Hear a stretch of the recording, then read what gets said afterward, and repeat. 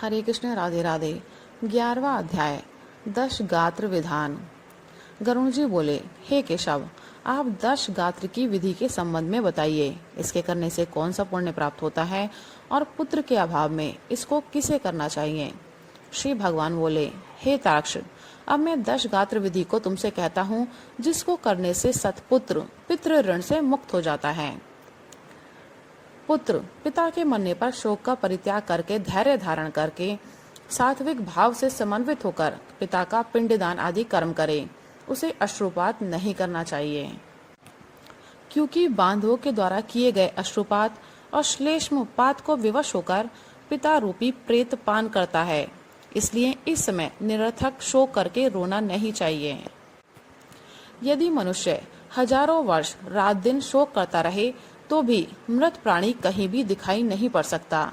जिसकी उत्पत्ति हुई है उसकी मृत्यु सुनिश्चित है, और जिसकी मृत्यु हुई है उसका जन्म भी निश्चित है। इसलिए बुद्धिमान को इस अवश्यम भावी जन्म मृत्यु के विषय में शोक नहीं करना चाहिए। ऐसा कोई देवी अथवा मानवीय उपाय नहीं है जिसके द्वारा मृत्यु को प्राप्त हुआ व्यक्ति पुनः यहाँ वापस आ सके। अवश्यम भावी भावों का प्रतिकार यदि संभव होता तो नल, राम और युधिष्ठिर महाराज आदि दुख न प्राप्त करते। इस जगत में सदा के लिए किसी भी व्यक्ति के साथ रहना संभव नहीं है। जब अपने शरीर के साथ भी जीवात्मा का सर्वकालिक संबंध संभव नहीं है, तो फिर अन्य जनों के आत्यांतिक सहवास की तो बात ही क्या। जिस प्रकार कोई पथिक छाया का आश्रय लेकर विश्राम करता है और विश्राम करके पुनः चला जाता है, उसी प्रकार प्राणी का संसार में परस्पर मिलन होता है। पुनः प्रारब्ध कर्मों को भोगकर वह अपने गंतव्य को चला जाता है। प्रातःकाल जो भोज्य पदार्थ बनाया जाता है वह सायंकाल नष्ट हो जाता है। ऐसे नष्ट होने वाले अन्न के रस से पुष्ट होने वाले शरीर की नित्यता की कथा ही क्या। पितृ मरण से होने वाले दुख के लिए यह पूर्वोक्त विचार औषध स्वरूप है। अतः इसका सम्यक चिंतन करके अज्ञान से होने वाले शोक का परित्याग कर पुत्र को अपने पिता की क्रिया करनी चाहिए। पुत्र के अभाव में पत्नी को और पत्नी के अभाव में सहोदर भाई को तथा सहोदर भाई के अभाव में ब्राह्मण की क्रिया उसके शिष्य को अथवा किसी सपिंडी व्यक्ति को करनी चाहिए।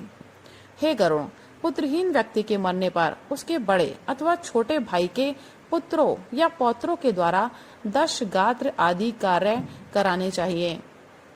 एक पिता से उत्पन्न होने वाले भाइयों में यदि एक भी पुत्रवान हो तो उसी पुत्र से सभी भाई पुत्रवान हो जाते हैं, ऐसा मनु जी ने कहा है। यदि एक पुरुष की बहुत सी पत्नियों में कोई एक पुत्रवती हो जाए तो उस एक ही पुत्र से वे सभी पुत्रवती हो जाती हैं। सभी भाई पुत्रहीन हो तो उनका मित्र पिंडदान करे, अथवा सभी के अभाव में पुरोहित को ही क्रिया करनी चाहिए। क्रिया का लोभ नहीं करना चाहिए। यदि कोई स्त्री अथवा पुरुष अपने इष्ट मित्र की और्ध्वदैहिक क्रिया करता है तो अनाथ प्रेत का संस्कार करने से उसे कोटि यज्ञ का फल प्राप्त होता है। हे खग, पिता का दश गात्र आदि कर्म पुत्र को करना चाहिए, किंतु यदि ज्येष्ठ पुत्र की मृत्यु हो जाए तो अति स्नेह होने पर भी पिता उसकी दश गात्र आदि क्रिया ना करे। बहुत से पुत्रों के रहने पर भी दश गात्र, सपिंडन तथा अन्य षोडश श्राद्ध एक ही पुत्र को करना चाहिए। पैतृक संपत्ति का बंटवारा हो जाने पर भी दश गात्र, सपिंडन और षोडश श्राद्ध एक को ही करना चाहिए, किंतु सांवत्सरिक आदि श्राद्धों को विभक्त पुत्र पृथक पृथक करे। इसलिए ज्येष्ठ पुत्र को एक समय भोजन, भूमि पर शयन तथा ब्रह्मचार्य धारण करके पवित्र होकर भक्ति भाव से दश गात्र और श्राद्ध विधान करने चाहिए। पृथ्वी की 7 बार परिक्रमा करने से जो फल प्राप्त होता है वही फल पिता माता की क्रिया करके पुत्र प्राप्त करता है। दश गात्र से लेकर वार्षिक श्राद्ध पर्यंत पिता की श्राद्ध क्रिया करने वाला पुत्र गया श्राद्ध का फल प्राप्त करता है। कूप, तालाब, बगीचा, तीर्थ अथवा देवालय के प्रांगण में जाकर मध्यम याम मध्याह्न काल में बिना मंत्र के स्नान करना चाहिए। पवित्र होकर वृक्ष के मूल में दक्षिणाभिमुख होकर वेदी बनाकर उसे गोबर से लीपे। उस वेदी में पत्ते पर कुश से बने हुए दर्भ में ब्राह्मण को स्थापित करके पादादि से उसका पूजन करें और अत सी पुष्प संकाशम इत्यादि मंत्रों से उसे प्रणाम करें।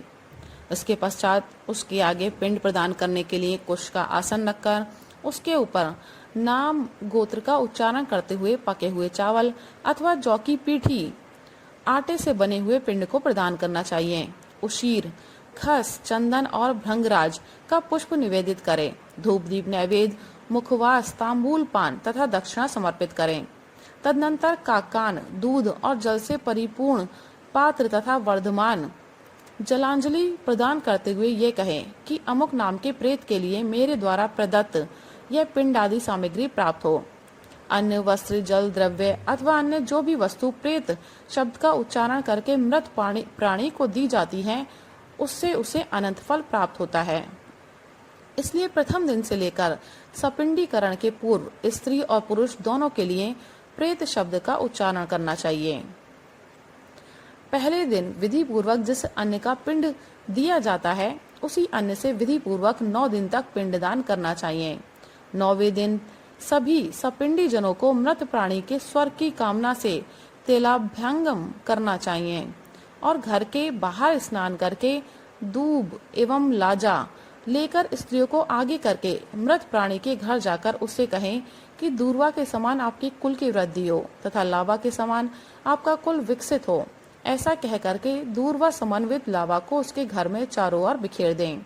हे खगेश्वर, 10वें दिन मांस से पिंडदान करना चाहिए, किंतु कलयुग में मांस से पिंडदान शास्त्रतः निषिद्ध होने के कारण मांस उड़द से पिंडदान करना चाहिए।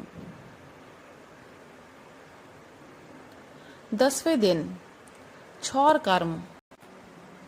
10वें दिन छौर कर्म और बंधु बांधवों को मुंडन कराना चाहिए। क्रिया करने वाले पुत्र को भी पुनः मुंडन कराना चाहिए। 10 दिन तक एक ब्राह्मण को प्रतिदिन मिष्ठान भोजन कराना चाहिए और हाथ जोड़कर भगवान विष्णु का ध्यान करके प्रेत की मुक्ति के लिए इस प्रकार प्रार्थना करनी चाहिए।